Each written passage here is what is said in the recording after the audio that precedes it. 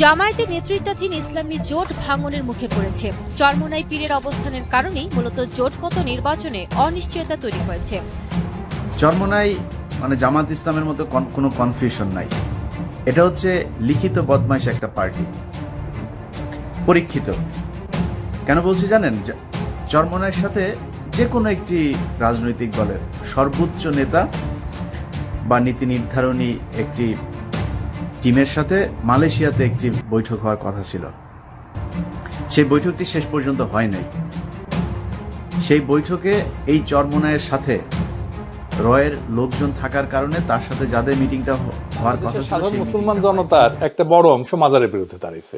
এর মধ্যে একটা অংশ সহিংসভাবে মাজার গুড়াই দিতেছে। ইন্টারেস্টিং ব্যাপার হইতেছে, বাংলাদেশে মাজার ঘৃণার প্রাতিষ্ঠানিক রূপ দিছে বাঙ্গু সেকুলারেরা। সৈয়দ ও আলিউল্লাহ লিখছিলেন লাল সালু উপন্যাস, এখন তারাই মাজার প্রেমিক হয়ে উঠেছে। কি তামাশা! তবে মাজার নিয়ে আমরা কি করব সেই বিষয়ে আমাদের একটা জাতীয় ঐক্যমত লাগবে। হ্যাঁ, জাতীয় ঐক্যমত। আজকের এপিসোড সেই ঐক্যমত তৈরির একটা প্রস্তাব নিয়ে। আলাপ শুরুর আগে আমাদের জানা নেওয়া দরকার বাংলাদেশে মাজারের সিলসিলাটা কি, কেমনে বাংলাদেশে মাজার তৈরি হইল। এইটা না জানলে মাজার আমাদের রাজনৈতিক সামাজিক ইতিহাসে কি জায়গা নিয়ে আছে তা আমরা বুঝতে পারবো না। আসেন দেখি মাজার বাংলাদেশে কেমনে আসলো, সেই গল্পটা শুনি। এই যে আমরা বাংলাদেশ দেখি না আজকে, এখানে একসময় মানুষ বাস করতো না, কিন্তু জঙ্গল ছিল, জঙ্গল। পুরা জঙ্গলে ভর্তি সাপ, খোপ, বাঘ, ভাল্লুক, কুমির। গঙ্গা নদী তার গতি পরিবর্তন করে পদ্মা হিসাবে এই অঞ্চলে প্রবাহিত হইতে শুরু করে। এইটা হয় মোগল সাম্রাজ্যের শুরুর দিকে। সেই সময় মোগল সম্রাট এইখানে জমির পত্তন দেয়, তাদেরকে যারা জঙ্গল কাইটা ফসল ফলাবে এই প্রতিশ্রুতি দেয়। পূর্ব বাংলায় এইভাবে নতুন ফসলি জমি তৈরি হয়, জঙ্গল কাইটা আবাদি জমি তৈরি হয়। এই জঙ্গল কাটার কাজে অসংখ্য পরিশ্রমী মানুষ নিয়োজিত হয়। সেই জমিতে কোনো খাজনা দিতে হইতো না, নিষ্কর জমি ছিল। ওই নিষ্কর জমিতে তাদের ধর্ম বিশ্বাস অনুযায়ী একটা মন্দির অথবা মসজিদ স্থাপন করা বাধ্যতামূলক ছিল। মোগল সম্রাট যেই বন্দোবস্তে এই জমিটা তাদেরকে দিছিল, এই জমিগুলাই দেবোত্তর সম্পত্তি শোনেন না বা ওয়াকফ এস্টেট শোনেন না, এইগুলাই হইতেছে সেই সম্পত্তিগুলা। মোগল আমলের নথি অনুসারে জঙ্গল কাটা মানুষদের স্থাপিত মন্দিরের চাইতে মসজিদ অনেক বেশি ছিল, কারণ মূলত মুসলিমরাই এই জঙ্গল কাটার কাজে নেতৃত্ব দিত। তো এখন এই জঙ্গল কাটার নেতারা কোথায় থেকে আসছিলেন? অধিকাংশ আসছিলেন উত্তর ভারত থেকে, এবং তাদের অনুসারীরা সেই নেতার উপর তাদের মৃত্যুর পরে মহামানবত্ব আরোপ করে, তাদেরকে পীর হিসাবে মাইনে নেয়। গড়ে ওঠে ওয়াকফ সম্পত্তির পাশে সেই নেতার মাজার। এই নেতারা শুধু বসতি স্থাপন করেনি, জমি উদ্ধার করেনি, তারা এই অঞ্চলে ধর্ম প্রচারও করছে। এমন কোন জনপদ দেখাইতে পারবেন না বাংলাদেশে যেখানে একটা মাজার নাই। ইসলাম ধর্মের এই জয় জয়কার পূর্ববঙ্গে এই মাজারের পীর আউলিয়াদের কারণে হয়েছে। আমাদের জমির সাথে মিশে আছে ধর্মবিশ্বাস। জমি, এই মাটি আমাদের খুবই আপন। খোদা তাআলা নাকি মাটি দিয়া মানুষ তৈরি করছেন, এইটা বাংলাদেশের মানুষকে দেখলে বোঝা যায়। আমাদের জাতি গঠনের প্রক্রিয়ার সাথে যুক্ত হয়ে আছে এই মাটি, ভূমি। দুনিয়াতে কি শুধু আমাদেরই জন্মভূমি আছে? তা তো না, সকলেরই জন্মভূমি আছে। অন্য জাতির আছে না? আছে তো। আমাদের মতো দেশের জন্য পরাণ কান্দে কারো না, কান্দে না, আকুল হইয়া কান্দি আমরা। এই মাটি আমাদের চৈতন্য তৈরি করছে। ওই যে একটা গান আছে না, তুমি মিশেছ মোর দেহের সনে, তুমি মিলেছ মোর প্রাণে মনে। এখন বুঝেছেন তো কোথায় ঘা দেয় এই গানটা? জিওর মধ্যে ঘা দেয়, তাই না? তার মানে মাজার আমাদের ঐতিহাসিক সিলসিলার একটা অংশ, এমনকি বাংলাদেশে ইসলামের বিজয়ের সাথে যুক্ত, আমাদের ইতিহাস আর ঐতিহ্যের সাথে যুক্ত। তাহলে সমস্যাটা কি এই মাজার নিয়ে?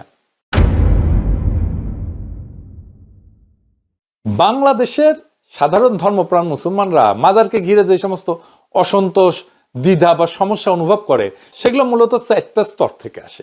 একটা হচ্ছে ধর্মীয় ব্যাখ্যার সমস্যা, 2 নম্বর ঐতিহাসিক ও লোকায়ত সংস্কৃতির সাথে সংঘর্ষ, 3 নম্বর হইতেছে সামাজিক অর্থনৈতিক শোষণের অভিযোগ, 4 নম্বর হইতেছে আধুনিক ইসলামী আন্দোলন এবং প্রচারের প্রভাব। এইগুলো একটু বিস্তারিত বুঝাইনি, তাইলে সমস্যার সমাধান আমরা খুঁজে বের করতে পারবো। 1 নম্বরে আসেন ধর্মীয় ব্যাখ্যার সমস্যা। ইসলামে বলে যে ইবাদত কেবল আল্লাহর জন্য, এখানে দ্বন্দ্ব শুরু। খোদা তাআলার বাইরে কারো কাছে প্রার্থনা করা, মাথা নত করা, মানত করা কারো কাছে সন্তানের জন্য দোয়া চাওয়া, এই সমস্ত ইসলামের শিরকি, বিগ্রহ পূজার কাছাকাছি। ফলে সাধারণ মুসলমানরা প্রশ্ন তোলে, মৃত ব্যক্তির কাছে কেন মানত ধরবো? উনি কি দিতে পারবেন, নাকি ওনার কাছে ধরা উচিত মানত? 2 নম্বর হইতেছে লোকায়ত সংস্কৃতি বনাম ইসলামের বিধান, এই দুই ধারার সংঘর্ষ। বাংলার সমাজে লোকধর্ম বা লোকায়ত ভক্তি খুব শক্তিশালী। দরগায় প্রদীপ জ্বালানো, মানত ধরা, চাদর দেওয়া, ওরস করা, গানের মাধ্যমে ভক্তি প্রকাশ করা, এই সমস্ত প্রথার উৎস কোথায় জানেন? এটা হাজার বছরের হিন্দু বৌদ্ধ লোক সংস্কৃতি, যা পরে সুফি সংস্কৃতির সাথে যে মিশছে। সাধারণ মুসলমানদের মনে দ্বন্দ্ব হয়, কারণ লোকায়ত সংস্কৃতি বলতেছে যে এই পীর দরবেশ তাদের বরকত আছে, মানত ধরলে কাজ হয়। ইসলাম ধর্ম বলে বরকত শুধু আল্লাহর, মানুষ কিছুই দিতে পারে না। এই দুই বয়ান মুখোমুখি দাঁড়ায়, ফলে অনেকেই মাজারকে বেদাত বা ভ্রষ্টাচার বলে মনে করতে থাকে। 3 নম্বর হইতেছে মাজারকে ঘিরে অর্থনৈতিক শোষণের একটা অভিযোগ আছে।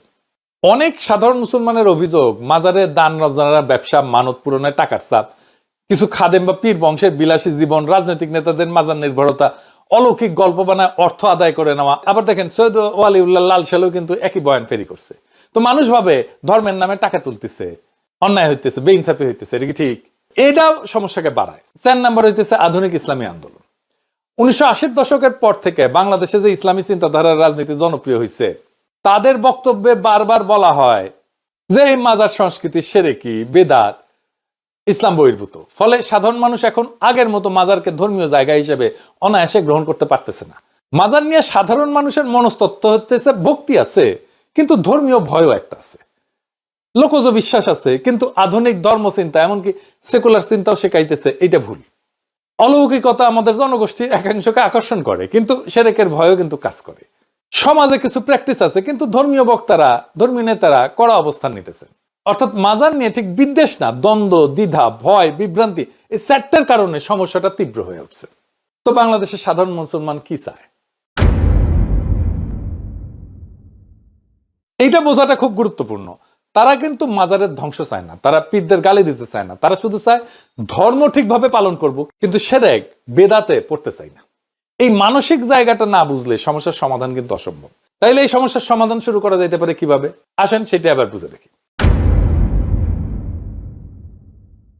প্রথমে ঠান্ডা মাথায় 3টা স্তর আলাদা করে দেখতে হবে। নাম্বার 1 হইতেছে ইতিহাস এবং মাটি, ল্যান্ড এবং মেমোরি। 2 নম্বর হইতেছে সামাজিক সাংস্কৃতিক ভূমিকা, সোশ্যাল ফাংশন। 3 নম্বর হইতেছে আকীদা এবং ইবাদত, থিওলজি এবং ওরশিপ। এই যে মাজার বিরোধী রোষ আর এই যে মাটির জন্য প্রাণ কাদা, এই দুইটা যখন গুলায় যায়, তখনই ধ্বংস, টানাপোড়ন এবং সংঘাতের মতো অবস্থা তৈরি হয়। তাহলে এই টানাপোড়নটা কোথায়? এই যে আমাদের জাতীয় আইডেন্টিটি, আমি যেটা ব্যাখ্যা করলাম আগে, জমি উদ্ধার করা জঙ্গল থেকে, এই জাতীয় আইডেন্টিটি বা পরিচয়, এটা land based identity. Benedict Anderson তার ভাষায় বলছিলেন এটা ইমাজিন কমিউনিটি। কিন্তু আমাদের ক্ষেত্রে খুব বেশি এটা মাটি কেন্দ্রিক। নতুন আবাদি জমি, নতুন গ্রাম, নতুন সমাজ, সবকিছুর কেন্দ্র হয়ে ওঠে মসজিদ, মাজার, বাজার, এই একটা ত্রিভুজ। তাই বাংলাদেশি মুসলমানের চেতনায় মাটি, নদী আর সেই প্রথম বসতি করার যে গল্প, সেটা মিশে আছে। তারা মারা গেলে গোরস্থানকে স্মরণ করার জায়গা থেকে ধীরে ধীরে পরাণ ভরানোর জায়গা হিসেবে তৈরি করে ফেলছে। ধর্মের দিক থেকে 2টা জিনিস খুবই ক্লিয়ার: কবরকে ইমানের কেন্দ্র বানানো যাবে না। এমনকি মহানবীও কবরের উপরে গম্বুজ, স্থায়ী বিল্ডিং, সুসজ্জা এটা করতে নিষেধ করছেন, যেন কবর মসজিদ বা সেজদার জায়গা হয়ে না যায়। কবর জিয়ারত করা নিজে কিন্তু হারাম নয়, হারাম হইতেছে কি কইরা কবর জিয়ারত করা হইতেছে তাতে। ইসলাম ধর্মীয় নেতারা বলেন যে কবরে যাওয়া, জিয়ারত করা, এটার উদ্দেশ্য যদি হয় মৃতের স্মরণ, দোয়া করা, কোরআন তেলাওয়াত করা, তাহলে ঠিক আছে, কিন্তু সব দোয়া শুধু আল্লাহকে করতে হবে। হারাম তখনই যখন মৃতের কাছে সরাসরি সাহায্য চাওয়া হয়, মানত বাঁধা হয়, সেজদা করা হয় ইত্যাদি।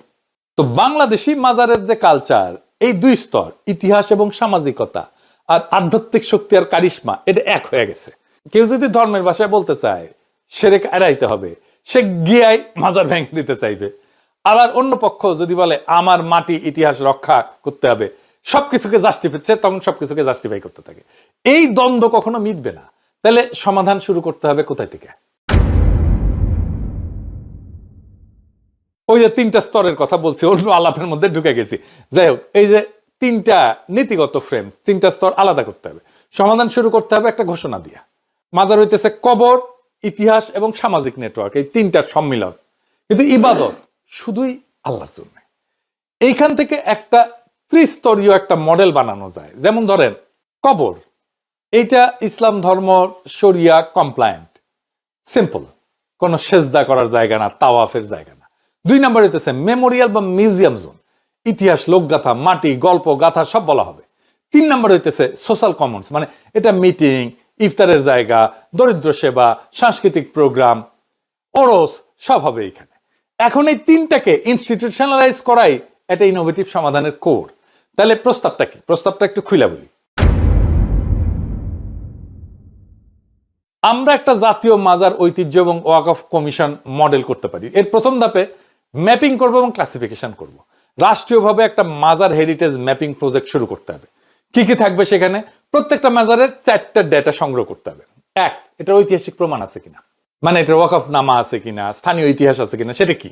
2 নম্বর, এটা সামাজিক ভূমিকা কি, এটা কি বাজার আছে, সাথে সাথে লঙ্গরখানা আছে, পানির ব্যবস্থা আছে, পথিকের আশ্রয় আছে ইত্যাদি। এখানে ধর্মীয় প্র্যাকটিসটা কি, এখানে কি ধরনের আমল চলে, দোয়া, কোরআন নাকি সেজদা, মানত, পীরকে ডাকা, এগুলো চলে।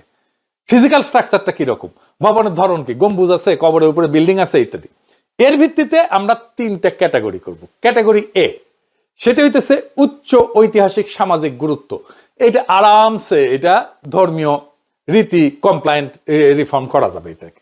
2 নম্বর হইতেছে এটা ঐতিহাসিক কিন্তু প্র্যাকটিস খুব সমস্যাপূর্ণ, এটা গভীর রিফর্ম দরকার। 3 নম্বর হইতেছে খুব সাম্প্রতিক, এইটার কোনো ঐতিহ্য নাই, ইতিহাস নাই, এটা লোকালি এটা গড়ে উঠছে, এটার পেছনে কোনো ইতিহাস নাই, ইতিহাস কম। এইগুলা অনেকগুলোকে রেগুলেট করে এটা ফেজ আউট করতে হবে। এই মাজারের সাথে আমাদের ইতিহাস ঐতিহ্যের কোনো সম্পর্ক নেই, এটা চলবে না। এই কাজটা একা আলেম বা একা সেকুলার ইন্টেলেকচুয়াল করবে না, এটা আলেমরা থাকবে, ইতিহাসবিদ থাকবে, নৃতত্ত্ববিদ থাকবে, স্থানীয় কমিউনিটি থাকবে, সবাইকে নিয়ে কমিশন হবে। দ্বিতীয় ধাপে কি করব? দ্বিতীয় ধাপে আমরা ইসলাম কমপ্লায়েন্ট একটা ডিজাইন রিফর্ম করব।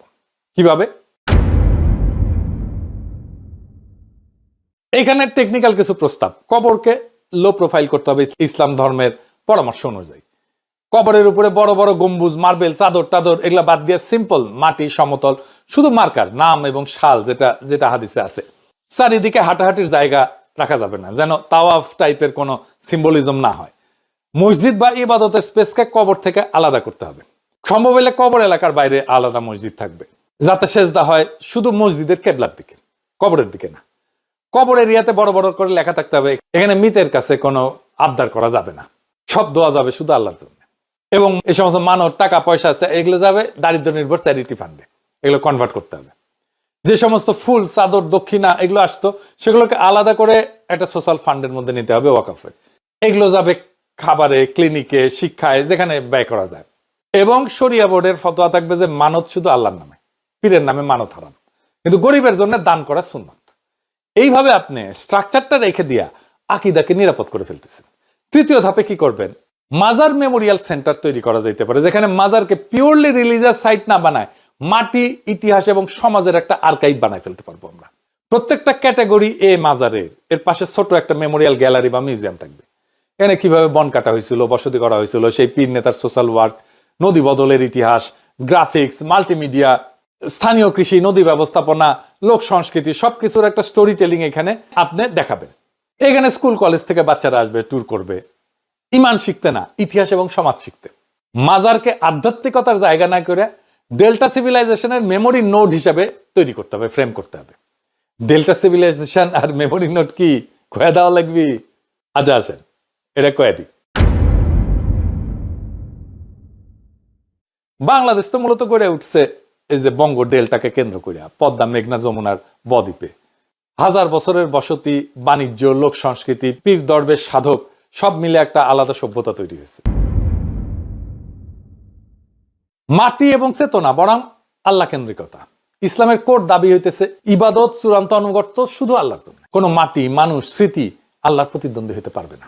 মানুষের কোর বাস্তবতাটা হইতেছে যে মানুষ, শরীর, মাটি, ইতিহাস, সম্পর্ক এইটা ছাড়া আবার থাকতে পারে না। যেই মাটি আমার শরীর বানাইছে, যেই স্রোত আমার গ্রাম বানাইছে, যেখানে একটা ইমোশনাল অ্যাটাচমেন্ট থাকবে, এটাকে আপনি অস্বীকার করতে পারবেন না। তাহলে সমঝোতার পথ কি?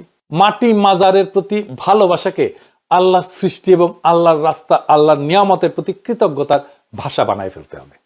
মাজার স্মৃতি বলতে এই লোকটা আমাদের বনে জঙ্গলে বসতি বানাতে সাহায্য করছে, আমাদেরকে আল্লাহর পথে ডাকছে, আল্লাহ তাকে মাগফিরাত দেন। কিন্তু এইটা করা যাবে না যে এই লোকটা এখন আমার সব সমস্যার সরাসরি সমাধান করে দিবে। আপনি যদি রাষ্ট্র, আইন, ইনস্টিটিউশন, দাওয়াত, চারদিক থেকে এই ভাষা চালু করেন, তাহলে একসময় মাজার কৃতজ্ঞতার মাটি এবং স্মৃতি হয়ে থাকবে। ইবাদত শুধু আল্লাহর, এটা পরিষ্কার হয়ে যাবে। তাহলেই পরের প্রজন্মকে মাজার ভাঙো বরং মাজারে গিয়ে সেরে কি করো, এই দুই চরমের বাইরে একটা তৃতীয় রাজনৈতিক ধর্মীয় কল্পনা দিতে পারবো। মাজারেই মাটির ইতিহাস, কিন্তু ইবাদত এই মাটির মানুষের আত্মা। ইতিহাস যদি ফেলে দিই আমরা শেকড়হীন হয়ে যাব, আর ইবাদত যদি বিভ্রান্ত করি আমরা আল্লাহর রাস্তা হারায় ফেলবো, আমরা আল্লাহর হক আদায় করতে পারবো না। দুইটাকে রক্ষা করাই আসল দায়িত্ব, দুইটাকে আলাদা করে বুঝতে পারাই বুদ্ধিমত্তা, দুইটাকে সম্মান করে সামনে আগায় যাওয়াই জাতির পরিপক্কতা। মাজারকে আমরা ভাঙতে চাই না, কারণ এটাতে আছে আমাদের ডেল্টা সভ্যতার স্মৃতি। আবার মাজারকে আমরা পূজা অর্চনার জায়গাও বানাইতে চাই না, কারণ ইমানের কেন্দ্র হইতে পারে শুধু আল্লাহ। এই দুইয়ের মাঝে যে সংকীর্ণ পথ, সেই পথই আমাদের জাতীয় পথ। সেই পথেই মিলবে ইমানের নিরাপত্তা, ইতিহাসের সম্মান এবং বাংলাদেশের সামাজিক শান্তি। আর যদি আমরা এই বোধ নিয়ে উঠে দাঁড়াই যে মাটি আমাদের গল্প বহন করে আর আল্লাহ আমাদের পথ দেখান, তাহলে এই দেশ আর বিভক্ত থাকবে না। মাজার নিয়ে হাউকাউ, ভাঙচুর, উত্তেজনা সব একদিন থেমে যাবে। কারণ তখন আমরা বুঝবো যে মাজারের গায়ে আমাদের হাত উঠবে না, আর মাজারের নামে আমাদের ইমানও আহত হবে না। আমরা দুইটাই রক্ষা করব, মাটি স্মৃতি আর আল্লাহ বিশ্বাস। এই দুইকে একসাথে ধারণ করতে পারলেই আমরা এক নতুন বাংলাদেশ গড়তে পারবো। এইটা এমন একটা দেশ যেখানে ইতিহাসও নিরাপদ, ধর্মও নিরাপদ, আর মানুষ সবচেয়ে বেশি নিরাপদ। মাজারকে তার জায়গায় রাখো, মাটি আর স্মৃতির জায়গায়, আর ইমানকে রাখো তার প্রকৃত জায়গায়, আল্লাহর কাছে। এই বোঝাপড়া যদি আমরা জাতি হিসেবে গ্রহণ করি, তাহলে মাজার বিতর্ক শুধু শেষই হবে না, এটা আমাদের নতুন জাতীয় ঐক্যের একটা ভিত্তি তৈরি করবে। এই পথে আমাদের ভবিষ্যৎ, এই পথে আমাদের ঐক্য, এই পথে আমাদের শান্তি। ইনকিলাব জিন্দাবাদ।